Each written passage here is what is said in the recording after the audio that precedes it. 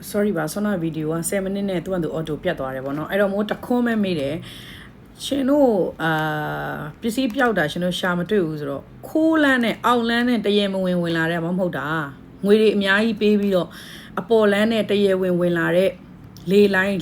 းနဲ့လာတာတောင်မှပစ္စည်းပြောက်သွားတာရှင်တို့တာဝန်ယူပြီးတော့မရှာပေးနိုင်ဘူးအဲ့တော့မိုးလည်းမေးတင်တာလည်းစိတ်တူတာနဲ့မေးတင်တာတော့မေးလိုက်ဒါပေမဲ့ဘာမှမထူးပါဘူးမထူးဆိုတာတော့သိနေတယ်ဒါပေမဲ့ကိုမေးချင်တာတွေတော့မေးလိုက်တယ်ဒါပေမဲ့လည်းအခုအဲ့လိုမျိုးပေါ့နော်အမှတ်တမဲ့ဖြစ်သွားတယ်အဲ့တော့မိုးလိုမျိုးနောက်လူတွေမဖြစ်အောင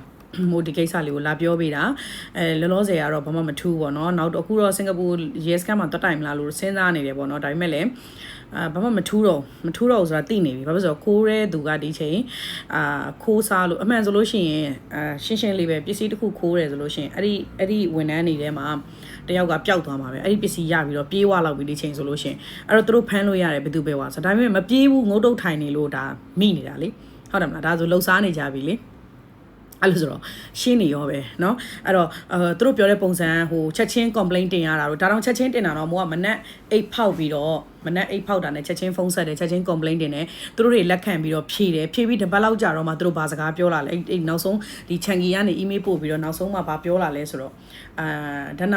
ာသူတို့ဒီ company နှစ်ခုရဲ့ကြားထဲမှာသူတို့ရဲ့ set ဘယ်လိုပြောမလဲagent ပုံစံမျိုးပေါ့ဒီတို့မြန်မာနိုင်ငံ airline ရဲ့စင်ကာပူချန်ဂီလေးစိတ်ရဲ့ဂျားထဲမှာသူတို့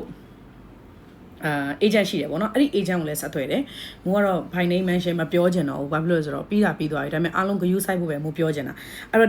့ဒီဂျားထဲကသူကလည်းသူဆိုလိုချင်တာမြန်မာပြည်ဘက်ကိုရှင်းပါမြန်မာပြည်ဘက်ကိုပဲရှင်းပါပေါ့သူတို့ဒီဘက်မှာလုံးဝဘာမှမဖြစ်ဘူးဆိုတဲ့အကြောင်းသူတို့ဘက်က guarantee ဖြစ်တယ်ဒါပေမဲ့မြန်မာပြည်က CCTV တွေကလုံးဝစိတ်မချရပါဘူး CCTV ခန်းထဲမှာရှိတဲ့သူတွေကိုလည်းအမမိုးတော့တရက်ဖုန်းဆက်ပြီးခေါ်တယ်လာကြည့်ချင်လာကြည့်ပါဆိုတော့ဘာမှလည်းမထူးသွားကြည့်ပြီးဘာလို့မှလဲမိုးမနှက်ပြန်လေဒီကိုပြန်လာတော့မယ်ဒီနေ့မှဖုန်းဆက်တယ်အမလာကြည့်ချင်တော့လာကြည့်ပါကိုရဲနည်းနည်းကြောက်သွားတယ်လာကြည့်ပါဆိုတော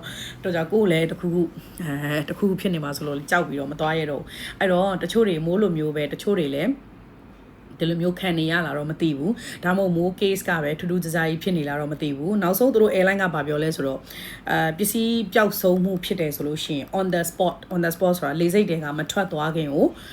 သူတို့ report ပေးရမယ်ပေါ့သူတို့ report ပေးရမယ်ဆိုတော့ဆိုလိုတာအိတ်တွေကိုကိုတွေရောက်တာနဲ့အဲ့ဒီမှာပဲထိုင်ပြီးတော့အကုန်လုံးကိုပစ္စည်းတွေပါလားမပါလားထိုင်ဆေးရမယ်ပုံပေါက်နေပြီသိလားဆိုတော့အရေးကြီးပစ္စည်းပါတယ်ဆိုရင်ကိုယ်နဲ့လက်နဲ့တပါးလေးယူသွားပါ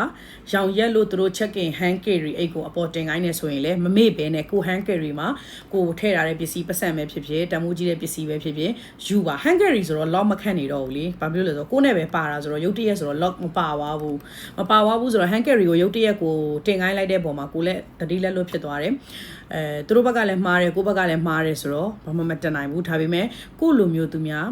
းအဲ့လိုမျိုးမဖြစ်အောင်မို့လာပြောပေးတာဆောနာဗီဒီယိုက7 မိနစ်ပြည့်သွားတယ်အဲ့ဒါကြောင့်မို့လို့အခုဒီဗီဒီယိုကိုထပ်တင်ပေးတာပေါ့နော်အဲ့တော့မိုးပြောရတဲ့မှာဘာတွေမေ့သွားလဲတော့မသိဘူးပေါ့နော်မိုးလဲဒါတခါမှဒီလိုကိစ္စကိုမပြောဘူးเนาะအခုကလည်းဈေးရောက်နေရဆိုတော့တခြားpromote လုပ်တယ်နော်like တွေလာလိုချင်လို့မိုးအကောင့်ကစသုံးကြတဲ့ပုံမှန်ပဲသုံးတာဘယ်မှာမှ promote လည်းမလုပ်ဘူးအကောင့်ရှိပြီးသားviewer များပြီးသားအကောင့်ကိုမိုးသုံးတာလည်းမဟုတ်ဘူးမိုးရဲ့ personal account လေးနဲ့ပဲမိုးကအခုဈေးရောက်နေတာပေါ့နော်မိုးကလည်းတာမန်မိသားစုတွေကနေပြီးတော့ကြီးပြင်းလာတဲ့သူတယောက်ပဲနော်ပုံမှန်အရင်တော့ဆိုလို့ရှိရင်တော့ company လုပ်တယ်အခုကတော့မိုးကဒီမှာမလေးရှားမှာအိမ်အောင်ကြတာတဲ့အတွက်ကြောင့်မို့လို့မလေးရှားနိုင်ငံသားနဲ့ယူရတဲ့အတွက်ကြောင့်မို့လို့ sponsorship sports visa နဲ့နေနေတဲ့အတွက်ကြောင့်မို့လို့မိုးအခုအလုပ်ကမရှိဘူးပေါ့နော်အလုပ်လုပ်ပိုင်ဝင်မရှိဘူးတရားဝင်လုပ်ပိုင်ဝင်မရှိဘူးပြောမယ်ဆိုလို့ရှိရင် employment အနေနဲ့လုပ်လို့မရဘူးအဲ့တော့မိုးကအိမ်ကနေပြီးတော့ affiliate သဘောအနေနဲ့မလေးရှားမှာ online TikTok မှာဈေးရောက်နေတယ်အခုလက်ရှိကလည်းcosmetic လေးတွေယူရောင်းနေတယ်မြန်မာပြည်ကနေပေါ့နော်ဆိုတော့တာမန်ဈေးရောက်နေတဲ့သူတယောက်ပဲအရင်ချမ်းသာတာတော့မဟုတ်အဲ့တော့ကိုပြောက်သွားတဲ့ပစ္စည်းကိုတော့လုံးဝနှမျောတယ်ဒါပေမဲ့အများတွေကအနည်းဖြစ်သွားတယ်လို့ပဲယူဆရမှာပေါ့နော်အများကြီးမဆုံးရှုံးမယ်အများတွေကအနည်းလို့ပြောအောင်လဲဒီကကိုအတွက်ကတန်ဖိုးနေတဲ့ပစ္စည်းမဟုတ်နော်ကိုမှ300 200လောက်ရှိလို့ဆိုရင်ကိုအိမ်ပြန်စောက်ချင်တဲ့ idea လေးတွေရှိတာတော့မှကိုမေလုပ်ပေးထားတဲ့ရွှေလေးတွေပေါ့နော်ဒါတကယ်ကိုနှမျောတယ်ဒါပေမဲ့လည်းဘလို့မှမတတ်နိုင်ဘူးဖြစ်သွားပြီအဲ့တော့မိုးရဲ့စန္ဒာတစ်ခုပဲဗီဒီယိုနာမည်ကြီးချင်လို့လည်းမဟုတ်ဘူးမိုးရဲ့ viewer များချင်လို့ လို့လည်းမဟုတ်ဘူးဒါပုံမှန်လင်းပြောတာဘာဖြစ်လို့လူတွေကတခုကိုကောင်းတာ share ရင်တော့မကောင်းတာပဲမြင်နေတဲ့ ခေတ်ဆိုတော့မိုးလည်းမပြောချင်ဘူးပထမတော့ဒါပေမဲ့ဒီနေ့စင်ကာပူလေဆိပ်ကိုပြန်ရောက်သွားတော့မိုးမနေနိုင်တော့ဒီနေ့ဧည့်သည်တရားမိုးတက်ပို့တယ်မိုးနဲ့အတိမိတ်ဆွေတယောက်တက်ပို့တယ်လေဆိပ်စင်ကာပူချန်ကီလေဆိပ်ကိုပြန်သွားခဲ့တယ်ဒီနေ့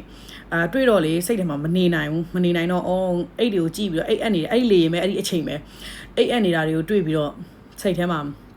ပြန်ပြီးကိုလှုံ့ဆော်လာသလိုဖြစ်လာ။ငါလိုမျိုးနောက်လူတွေလည်းဖြစ်သွားရင်ဘယ်လိုလုပ်မလဲ။ဘာဖြစ်လို့ဆိုတော့တော်တော်များဒါတော့မှတော်တော်များပျောက်သွားပြီဆိုလို့ရှိရင်အဲ့ဒီမြန်မာပြည်မှာရှိတဲ့ airline ကိုဖုန်းဆက်မယ်၊လေဆိပ်ကိုဖုန်းဆက်မယ်၊run မယ်၊လိုက်မ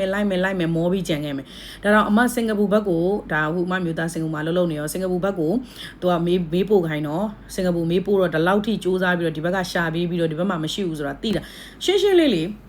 နောက်တစ်ခုကပြောချင်တာတတိယပါလို့အမမေ့နေမှာဆိုလို့အဲ့ back tagging ပေါ့နော်တို့ဒီအမဒီ back tagging နေတာဝူဒီထားရတယ်တို့ဘဲအိမ်မှာဒီ back tagging တွေကတုံအောင်မပြစ်လိုက်ပါနဲ့အဲ့ဒီ back tagging number နဲ့ရှာလို့ရတယ်စင်ကာပူမှာအမတို့ဒီမေးတာအမ back tagging number ပဲမေးတာအဲ့ဒီ back tagging number နဲ့တခုတည်းနဲ့သူတို့ရှာဖွေတယ် CCTV ကြည့်တယ်အမအိတ်ထဲမှာပစ္စည်းရှိတယ်ဆိုတော့သူတို့ရှာနိုင်တယ်ဒီမြန်မာပြည်ကဘာဖြစ်လို့ဒီ back tagging နဲ့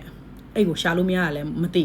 ပစ္စည်းဘာပါလဲဘာပစ္စည်းပျောက်သွားလဲပစ္စည်းဓာတ်ပုံပေးအထဲထဲမှာပါတဲ့ပစ္စည်းတွေအမလေးတစ်ခုချင်းဓာတ်ပုံရိုက်ပြီးပို့ပေးတယ်ပျောက်သွားတဲ့ပစ္စည်းဘာဖြစ်လို့ပျောက်သွားတဲ့ပစ္စည်းကလည်းလက်ကောက်ကလည်းရိုက်ထားတာမရှိပေမဲ့လည်းလက်ကောက်စင်တူတစ်ယောက်နှစ်ကွင်းလုပ်ပေးတာဆိုတော့အမရဲ့ညီမမှာရှိတဲ့လက်ကောက်ဓာတ်ပုံနှက်ကလည်းဓာတ်ပုံရိုက်ထားတာမရှိဒါပေမဲ့ဓာတ်ပုံတွေမှာရှိတဲ့ဘာဖြစ်လို့ပွဲသွားတိုင်းဒီနှက်ကပဲဝတ်တာအမပြောင်းမဝတ်ဘူးဆိုတော့ဒီနဂတ်တပ်ပုံလက်စွပ်ကသာပုံစံလေးပြောလိုက်တာလက်ဖွဲ့ရထားတယ်ဆိုတော့မှတပ်ပုံမရိုက်ထားမိအဲ့တော့ဘယ်လိုပြောမလဲဘယ်လိုပြောရမလဲတော့မသိတော့ဘူးပေါ့နော်အဲ့တော့ကိုလိုပဲခံရတဲ့သူတွေရှိနေလားမိုးကတော့အပြင်မှာသတင်းတွေတိတ်တော့ဒီမဖတ်မိဘူးပေါ့မဖတ်မိဘူးဆိုတော့ဘယ်သူတွေဒီလိုမျိုးမကြားဘူးတုံတော့အဲ့လောက်ဒီစိုးစိုးရွားရွားကြီးခိုးနေတာလုံးဝမကြားဘူးတကယ်ချင်းတွေကကြားဘူးလားမိုးတော့မသိဘူးဒါပေမဲ့အခုဒီလိုတင်လိုက်တဲ့အခါမှာဘယ်သူတွေဘလို့ခံခဲ့ရလဲတော့မသိဘူးပေါ့နော်ဒါပေမဲ့ဒီနောက်ပိုင်းကိုမဖြစ်အောင်ခရီးသွားပြည်သူတွေတတိထားပြီးတော့เนาะဘယ်နိုင်ငံပဲသွားပါဘယ်နိုင်ငံပဲသွားဘာလို့လဲဆိုတော့မိုးသတင်းကြားတာတချို့နိုင်ငံတွေမှာလည်းဒီလိုမျိုးဖြစ်တယ်လို့သတင်းကြားတယ်ပေါ့နော်ဒါပေမဲ့အဲ့ဒီကကြတော့ကိုအတိအကျကိုသိတဲ့သတင်းမဟုတ်နားနဲ့ကြားတဲ့သတင်းဒါကတော့ကို share ပေးတယ်ဆိုတာကမိုးလက်တွေ့ဖြစ်သွားတဲ့ကိစ္စနော်မိုးလက်တွေ့ဖြစ်သွားတဲ့ကိစ္စအဲ့အတွက်ကြောင့်မို့လို့မိုးလာ share ပေးတာအဲ့တော့အားလုံးကိုတတိဝရိယနဲ့ခရီးသွားဖို့ပေါ့နော်နောက်တစ်ခုက lock ကိုလည်းဘယ်တော့မှမမေ့ပဲနဲ့ lock ခတ်ပါhand carry ကိုရုတ်တရက်အကောင့်နာမှာတင်မယ်ဆိုရင်လည်း hand carry ရဲ့ထဲမှာရှိတဲ့ပစ္စည်းတွေကိုတတိယနဲ့ယူပါနော်မိုးခံလိုက်ရတယ်လို့ဖြစ်သွားမှာဆိုလို့ပါနော်အားလုံးကျေးဇူးတင်ပါတယ်မိုးဘာတွေမေ့သွားလဲတော့မသိဘူးပေါ့နော်တတိယရင်တော့ပြန်ပြောပေးမယ်နော်โอเคရုတ်တရက်ကိုလည်းအဲ့လိုပြောနေခြင်းမရှိဘူးဖြစ်တဲ့ပြဿနာတွေကိုပြောနေခြင်းမရှိဘူးဆိုတော့ဒါပေမဲ့ဒီကိစ္စကတော့မနေ့ကအဲ့လိုမျိုးမိုးလီဒါတွေပိုင်းနဲ့စကားပြောနေတဲ့အချိန်မှာပေါ့နော်မိုးရဲ့လီဒါတွေဘာတွေကလည်းဘာပြောလဲဆိုတော့မိုးဒီကိစ္စကပြောတင်တယ်ပေါ့နော်နေဘယ်သူပဲဝါဆိုတော့ mention မခေါ်နေနဲ့တော့ဒါပေမဲ့ဖြစ်တဲ့ကိစ္စနဲ့လူတွေကိုဒီမိတ်ဆွေတွေကို awareness ပေးတဲ့အတိလေးဝင်အောင်တော့နေ share ပေးတင်တယ်အဲ့လိုမျိုးလဲမနေ့ကညမိုးတဲ့လီဒါစကားပြောရတာလေးတွေကြားရတာတိုင်းဒီနေ့အဲ့ဒီချန်ကီလေးစိတ်ကိုပြန်ရောက်သွားပြီးတော့အဲ့ဒီလေရင်လိုင်းမှာအိတ်အပ်နေတာကိုမြင်တွေ့တာနဲ့စိတ်ကပြန်ပြောချင်တာအဲ့အကြောင်းဒီနေ့ပြန်ပြောဖြစ်သွားတာเนาะအဲ့တော့အားလုံးတတိဝရိယနဲ့ use site ပါเนาะဒါပါပဲ